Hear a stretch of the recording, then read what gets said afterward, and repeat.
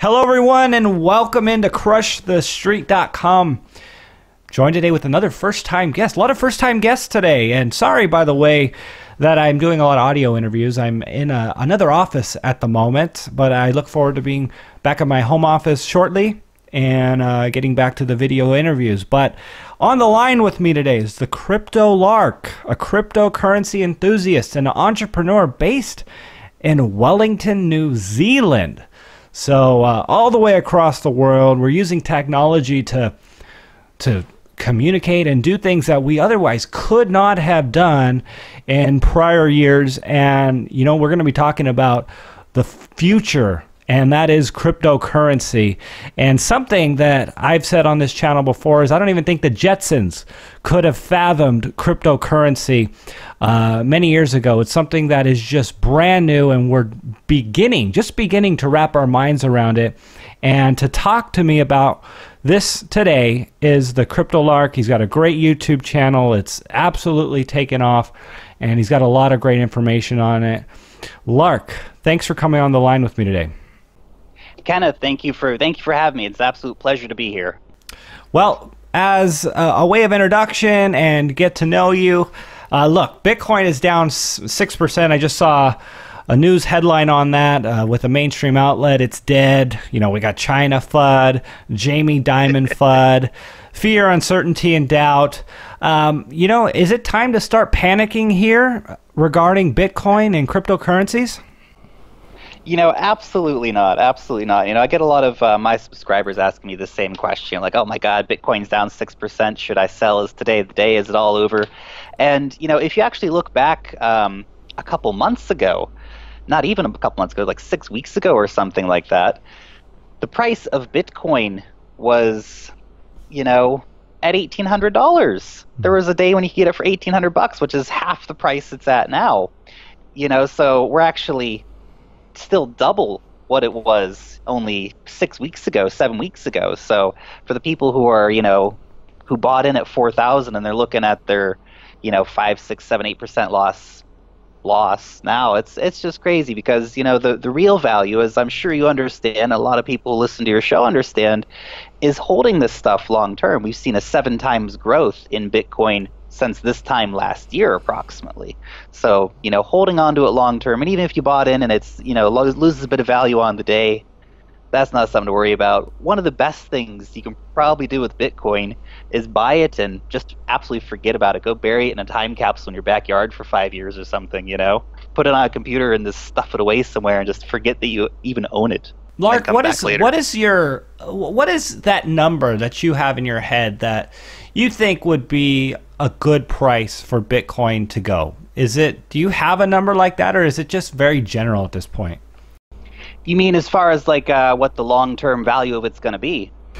Yeah, I mean, I guess I'm not trying to get a price projection, but I mean, maybe it is a price projection. But what do you feel would be a good target for Bitcoin based on where it's at, the institutional money that's going to enter in, and the pent-up demand that's out there? Because, you know, 2016, 2017 really solidified the future for Bitcoin and cryptocurrencies as an asset class. And because of that, there's still a lot of money on the sidelines that needs to enter the space. So having said that, what does the future look like?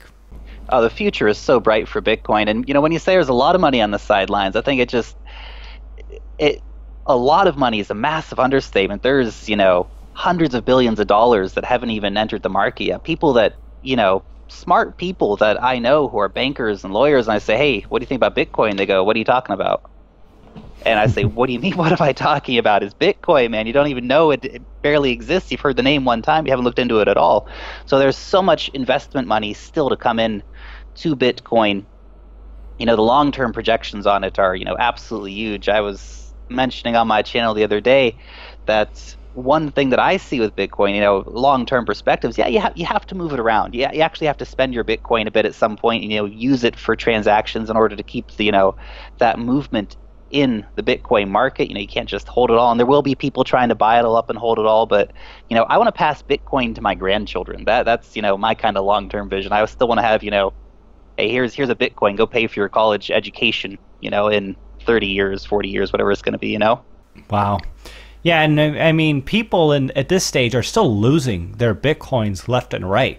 Right? What was a month ago, we had the BTCE shut down. And I mean, we don't even know what's going to happen with all those Bitcoins yet, right? I mean, do you know what's going to happen with the people's Bitcoins that lost it in that exchange? Yeah, I mean, I don't know, but it's really tricky, and I've actually thought about this before. What happens to all the lost Bitcoin? You hear about people who have thrown away laptops that had 1,000 Bitcoins on them and stuff like this.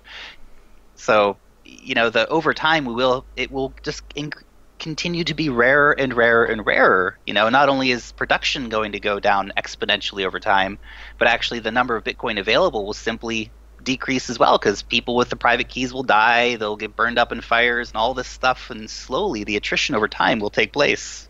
Yeah, no, that's a good point. Well, we've seen a lot of ICOs come online here, and it's getting crazy. You recently did a video on this. And ICOs, some are scams, some are legitimate, and it's one of those things. At this point, right now, as you articulated in the video, companies are possibly raising way more money than they should, or they would have had they gone through traditional means, because of the euphoria in this cryptocurrency market. What Filecoin? Raised $250 million and counting. Tezos, $232 million. EOS, $183 million.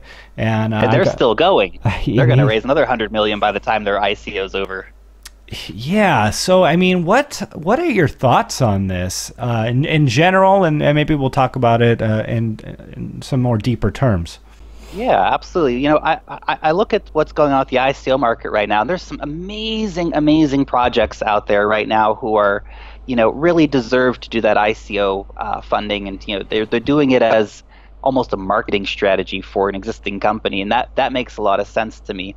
But I think there's so many projects out there in the ICO space that are simply looking to take money off of people who are trying to get that easy money, trying to get that easy profit. They've heard, hey, you buy into an ICO and this one's going to be like a Mise Go, right? This one's going to give me that exponentially huge growth, and I'm going to make myself a millionaire off of investing $5,000, right? And those opportunities are potentially out there, and everyone's looking for that. But there are so many ways to lose your money in the ICO space right now. So many of these projects have no working technology. So many of these projects have no real team behind them. People are recommending me to look at ICOs whose websites were made on Wix in 5 minutes, or made by somebody who has 1990 computing skills. Like, you're going to invest in this person who can't make a website, and you want them to create a multi-billion-dollar technology. The two don't correlate. Wow. Yeah, good point on that. And I guess after the market eventually runs out of money to just throw at new ideas, and so the early movers, really they're catching fire. But eventually, if you get involved in one of these ICOs and you don't have that influx of money behind it, you might lose it, because there's nowhere for it to go. And if you're backing a team that doesn't have the right promotional strategy and doesn't have the right fundamental strategy, as you pointed out, technical strategy, you could absolutely be devastated with your investments in these things. So completely agreed on that. Lark, so let's talk about what are some of the ICOs out there, or cryptocurrencies that you're optimistic about? Yeah, absolutely. So, I mean, I can tell you a few of the ICOs, since we're on that. We can maybe get to some of my favorite cryptos afterwards, but definitely some ICOs that I'm looking at that I think are going to add a lot of value proposition to, the crypto space moving forward in general. One is Power Ledger. They're an Australian company. It's actually the first ICO coming out of Australia, and they're looking to totally shake up the energy marketplace in the way that renewable energies are traded. They're setting up a digital marketplace, working through existing power companies to bring that price down for the average consumers. They can come in, they can buy solar power off the guy down the street, and make it really accessible to regular people. So that's a great project. Another great project that's coming out as well is a Japanese company called Komsa. They are looking at creating a company which will help brick and mortar businesses release ICO tokens and also be a vetting process for ICOs in general. So in order for you to be able to put an ICO on their website, you have to reach all kinds of different milestones, go through certain procedures and interviews and vetting processes so that investors who want to get in an ICO can come to this website and know that that process has already happened for this ICO, that there is some kind of viable product here and that they're financially viable and all these things. So that will add a lot to the space as well. So Lark, what attracts you to these projects? And again, they're raising the money and then their people are being issued a token. Is it the token itself that you're a believer in, or the business behind it? And how does that work? And can the two be separated from each other in terms of value? Yeah, great question. Great question. The thing that most attracts me to a business is actually what kind of technology are they offering? What are they actually bringing to the world? And that's why, with Power Ledger, for example, it's the world needs renewable energy solutions, right? And that's something that's going to not only have value, but it's actually just good for the world. It's good for the crypto space. And their token is just kind of basically offering shares in the company in a way. Okay. So that's kind of where I come at from. I come at where's the innovation at, and if the innovation is there, usually the profit structure is there as well, and that actually, you look at it in such a perspective, and then you can avoid those sort of the cheap scam ones that don't have the technology and are just pump and dumps and all this stuff. But if you look at these guys have the fundamental technology that's going to be a long-term project, this will be the technology of the future. Well, you can still lose. It's ICOs. You never know, right? But you're certainly much better off if you're investing in something that you believe in technology-wise instead of just trying to make a quick buck. Sure. Okay, Lark. Well, let's talk then about some of your favorite cryptos. Is Bitcoin still the gold standard for where you save and invest in the cryptocurrency at the moment? And if it is, what are some of your second and third choices? Yeah, absolutely. Yeah, Bitcoin is still, it's the king of coins, absolutely, and moving forward, it's one of those ones you just have to keep, collecting. And, I aim to sort of keep 50% of the Bitcoin that I, get into my possession. The other half I can spend on just buying stuff or, investing into other coins. But if we go a bit farther down the list, there's just so much potential out there in the market right now for different coins. And, as for example, Litecoin, they're getting atomic swaps actually working now with different coins. That's going to have a lot of power in the future, the whole atomic swap network. So for those of you who are out there who are listening who don't know, that would let me, for example, if someone wants to sell me a coffee and the price is in Bitcoin, I can pay for it in Litecoin, and the network will automatically transact from Litecoin into Bitcoin to pay for that coffee, which is, really going to change the way we think about and use cryptocurrencies. Wow. In general. I wonder what that's going to do in terms of keeping people in certain cryptocurrencies. If people can go easily in and out of them, I'm wondering if that will actually not be good for Bitcoin, because people will go in and out. They won't be locked into anything. You know what I'm saying? They can go wherever they want, and Bitcoin won't necessarily be the one that everyone takes, because if Litecoin can do atomic swaps, That's true. So I'm literally trying to wrap my mind around that as we do this, as I'm asking you this at the moment. Yeah, absolutely. No, that's a really good thought, actually, and it depends on what things are, quantified as when you go to buy things price-wise. Will we actually see a future where in 10 to 15 years, prices will be calculated in Bitcoin? When you walk into a coffee shop and say, yeah, it's going to be 10 Satoshi for that coffee. If that's the case, then Bitcoin will be, institutional. Even though you might not actually hold Bitcoin personally, it will be used for transactions. It will be the monetary standard unit, right? So no matter what coin you hold, then there'll be so much volume happening in Bitcoin because it'll be constantly exchanged back and forth for, I buy the coffee in Bitcoin, but that company still needs to, buy the coffee beans later, and the coffee bean producer doesn't accept Bitcoin, so they have to change it out into US dollars. And so there's all this volume then happening with Bitcoin, which again puts the price through the roof. So Lark, then, as far as atomic swaps, that's for Litecoin, but Litecoin is considered to a lot of people the testnet for Bitcoin. Is it the testnet for Bitcoin eventually going towards atomic swaps? What do you think is going to happen there?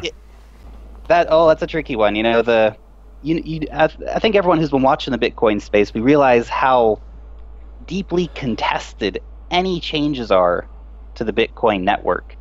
And, the whole drama that happened around SegWit, and then you had, at the last minute, certain groups of Chinese miners, bail out at the 11th hour and create Bitcoin Cash, and all these different dramas that have happened with it. So to see the Lightning Network put onto Bitcoin, the potential's there, but it does require, consensus, which in the Bitcoin community is incredibly difficult to get because there's such big corporate money interests, unfortunately, behind Bitcoin now. If you look at Bitcoin mining and who's doing it, it's almost all centered into about 10 or 15 different big companies at this point. So, the home miner guy is, a very, very tiny piece of the puzzle nowadays. So these corporations all have to come together and agree on, what they want to do. So Lark, you mentioned Bitcoin Cash, and I've heard it described by Adam Meister. Maybe he created the term for it, but he described it as a Bitcoin dividend, a crypto dividend. And I thought that was an interesting way to put it. It really did feel like extra money in my pocket when Bitcoin split and had that hard fork. What is your thoughts on that? It obviously didn't crash the market. We're not seeing Bitcoin come down because of that news. We're seeing it correct for various other reasons. But that news, it actually caused it to more than double. I mean, we went to 5,000 afterwards. So yeah, what are your thoughts on that? That's it. That's an interesting way to look at it. And, again, if we see these, atomic swaps become the norm, then, this kind of stuff doesn't actually have so much effect. Everybody was worried, well, Bitcoin Cash is going to take over. Bitcoin's not going to be the coin anymore. And Bitcoin Cash is just supplementary at this point. And like you said, it's, a nice dividend. Everyone just kind of got paid for holding on to their Bitcoin, and then they got paid out in Bitcoin Cash. And I think this actually goes to a farther point, too, that, there's so many companies out there who are doing kind of similar things. For example, we have the Golem Network, and they're trying to create a global supercomputer, and we have another competitor which just come into the space, and they're called Sonam. They're also trying to create a global supercomputer. But there's space for multiple currencies out there. There's space for multiple crypto-related blockchain projects. So there will be multiple winners, but there will also be multiple losers in the market. But I think based on name recognition alone, it's going to be near impossible to replace Bitcoin going forward. So Bitcoin will, stay on as it is.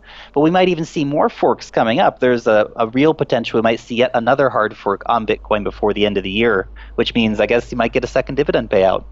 Well, I know we are seeing a lot of governments, specifically China, in the news, cracking down on the markets, and it's causing some fear, especially for people who are just coming on the scene in the last week. Literally. So I guess, what are your thoughts on the extent of what they can do to the cryptocurrency arena? And I'm wondering if you think Bitcoin can be victorious through it, or is it immune to any type of attempt to censor it? Great question. I think China gets a lot of the attention because it's obviously such a big market, and most of the mining power for Bitcoin resides in China. But I think that we saw this big bounce back in the market with Bitcoin. It went all the way down under 3,000, and then right back up to 4,000 actually. So Bitcoin has been incredibly resilient in this way, and because mass adoption is slowly getting started if the Chinese market is cut out temporarily, because they're not going to be cut out forever, let's all keep that in mind. That China will simply regulate and bring it back in the near future, and then there will be just an explosion of demand. All this pent up money will be ready to flood the market again. But you see it coming on all the time. And I do a lot of Bitcoin news videos, and we talk about, the adoption of Bitcoin in South Africa, for example. It's taking off there. The adoption of Bitcoin in Argentina. They're putting in 200 ATMs this month. The adoption of Bitcoin in Russia. Russia is getting really big into Bitcoin. They're going to have potentially up to 30%. No, 30%? I think 30% of the mining power next year. They're investing that much money into Bitcoin mining at an institutional level. And, they can't even decide what they want to do with Bitcoin. Should it be legal? They've said, well, we're going to have residential Bitcoin and cryptocurrency mining illegal. Only big corporations can do it. And the finance ministry is saying one thing, and the central bank is saying another thing. And so this kind of drama is going to continue rolling out in the future. But, the China thing, probably a bit overhyped, and the market may have reacted too seriously to that. But it's a market that relies so much on emotion at this point, even more than traditional stock markets. When people hear this rumor, they think, oh my God, this is the day that Bitcoin's going to go to zero. And so everybody freaks out. But those are the people who don't believe in the fundaments of the technology and the underlying concept behind digital currencies in general, that they are going to be the money of the future. And look, it may not be Bitcoin in 20 or 30 years. Something else might come that will take over. But based on, first to market and name recognition, I don't think Bitcoin's going anywhere anytime soon. Yeah. So I want to ask you about Ripple. I literally recorded an interview earlier that I haven't released yet, and it's the first time I really even brought Ripple up here on the YouTube channel. And I'd like to get your thoughts on it. Obviously, it's 3 and 4, oscillates at the top of the list in terms of all cryptocurrencies. But it's interesting because there's a lot of skeptics out there, and I'd like to get your thoughts if you believe in it and an investment thesis. And it's also interesting because Ripple helps the banks, and that sort of goes against the whole crypto etiquette of what cryptocurrency has been doing, or what Bitcoin did. It usurped the central banking and the banking system, but yet Ripple is something that supports it. So just some general thoughts on that. Yeah, that's a great question, actually. And look, Ripple is an interesting one for me, because it is this situation where Ripple is definitely the big bank solution to cryptocurrencies. And they just had a meeting the other day, and all of the players who you would expect were there. People like Ben Bernanke, and right down the list of all the big banks and the big money interests. All the people that when you talk about why the banking system and central banking and reserve banking and all this stuff is bad, all those people were at the Ripple meeting. And as an investment tool, Ripple does offer, I think, great potential for future profits, especially considering how low the price has been recently. But you have to ask yourself that sort of moral and ethical question. This is why I don't have any money in Ripple, is do you want to be supporting that, or do you want to be supporting something like Bitcoin, which was aiming to do something different? Of course, even Bitcoin, again, has been corporatized to an extent at this point, and big institutional buyers are coming in and, trying to buy it all up and hold on to it long term in order to reduce supply, manipulate price. And that does happen. But, as far as the technology behind Ripple, though, it's absolutely fantastic. The fact that they're going to be able to do these bank-to-bank transfers that are going to, reduce transaction fees, reduce transaction times. It's great. It's a fantastic idea. I just worry about the intention behind it. That's interesting. And I'm wondering if we do have a banking failure. A lot of people came across Bitcoin and because they're proponents of sound money, gold and silver. They're looking at the statistics on how badly we're inflating the world's economies and printing money all over the world.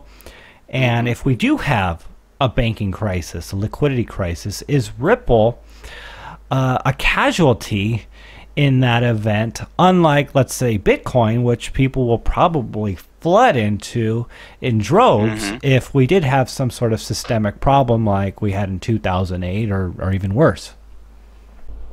That's an interesting question, and I think if we see that kind of high-level global banking meltdown, you're probably going to have other worries besides the price of your Ripple investments at that point. Like how am I going to buy bread today?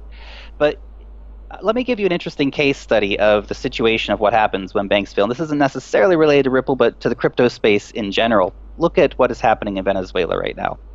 The official Venezuelan exchange rate for the bolivar is like, 12 bolivars to the dollar or something like this. The black market rate's like 10,000 bolivars to the dollar. So they've been completely unable at an institutional level to deal with their financial crisis. But in the space of that, cryptocurrencies are stepping in. Dash, for example, is trying to get very, very active in Venezuela.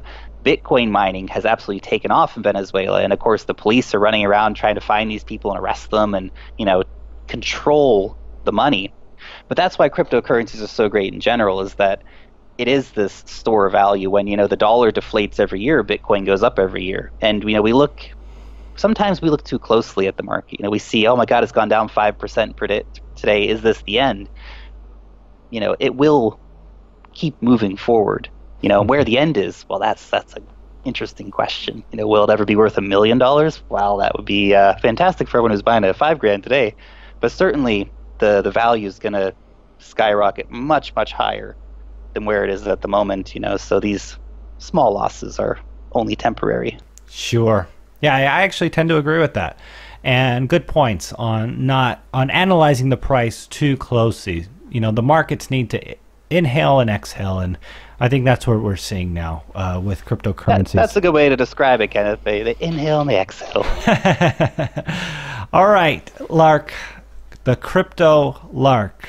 Hey, you have been an amazing guest. You gave us a lot of great information today, and I appreciate you coming on the show with me and sharing your knowledge, and I hope to have you on in the future once again. If people want to learn more about you, where would they go and what will they find? If people want to learn more about what's going on with me, just come check out my my YouTube page. It's the Crypto Lark, or you can follow me on Twitter. I also post over there, and of course I'm using some of the new media too. So if you're on Steemit, you can also find me over there. I always try to respond as much as possible to anyone who is feeling lost in the crypto space, and different users and stuff like that. So come and connect with me over there, and we'll take it from there, I guess. All right, sir. Well, hey, thanks for coming on Crush the Street. Thanks. It's been an absolute pleasure talking to you, Kenneth.